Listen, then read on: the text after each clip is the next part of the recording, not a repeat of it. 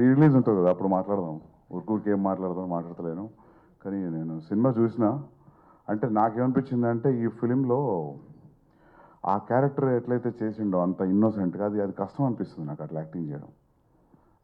అది చూస్తున్నప్పుడు అతని యాక్టింగ్, అమ్మాయి యాక్టింగ్, వీళ్ళ ఫ్రెండ్స్ యాక్టింగ్ అది సినిమాలా లేదు.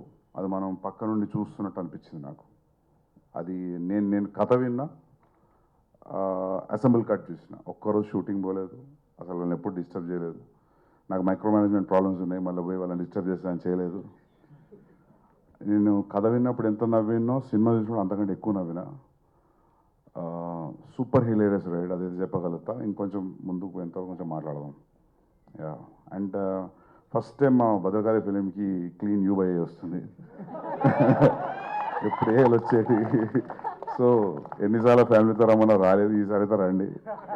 థియేటర్ బయట ఎవడు ఆపడం మిమ్మల్ని.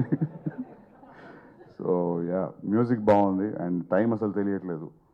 మిక్సింగ్ ల్యాబ్లో చూసి నేను అరే అప్పుడే ఇంటర్వ్యూలు వచ్చిందా అనుకున్నా. అంటే ఇక మన సినిమా అందుకే అంటున్నా కదా, కొద్ది మెల్ల మాట్లాడదాం, ఎక్కువ డబ్బా కొట్టినట్టు ఉంటుంది. బట్ మీకు అందరూ నచ్చిందా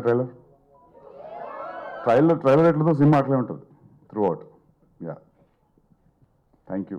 ఓకే, స్పిరిట్లో మీకు రోమాంచక మూమెంట్ ఏంటి? స్పిరిట్లో ప్రభాస్ అన్నతో సినిమా చేయడమే రోమాంచక మూమెంట్.